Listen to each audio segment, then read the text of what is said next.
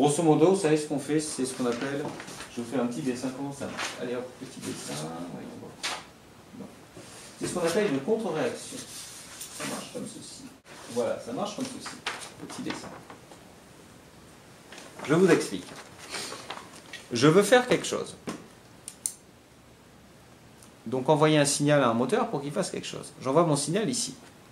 Mon moteur fait quelque chose du signal. Donc je remplace mes volts ou ma commande, machin, par une réaction de l'autre côté.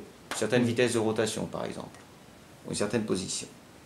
Maintenant, qu'est-ce que je veux faire? Je fais exactement ce que je faisais avec mon thermomètre. Je reprends la grandeur que j'ai en sortie.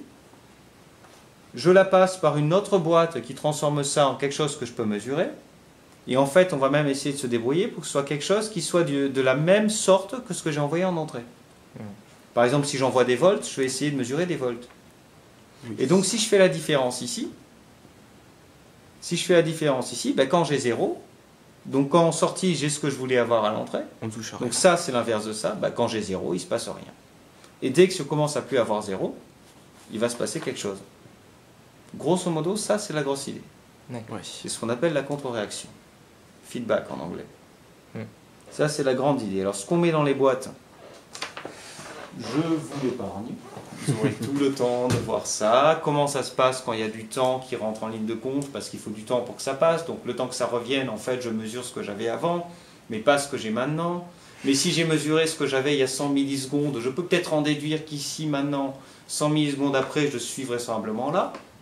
Sauf que le temps que j'ai calculé où j'étais 100 millisecondes après, je suis déjà 200 millisecondes après. Donc si je vais mesurer ce qui s'est passé 300 millisecondes après, pour aller mesurer quelque chose, pour aller corriger quelque chose qui s'est passé il y a déjà 200 millisecondes, ce qui va me permettre de prédire ce qui va se passer dans 400 millisecondes. C'est pas une blague. C'est pas une blague, c'est vraiment comme ça que ça se passe. Et donc quand on fait tout ça et que vous imaginez qu'en plus tout ça, il y a des erreurs, ça devient compliqué.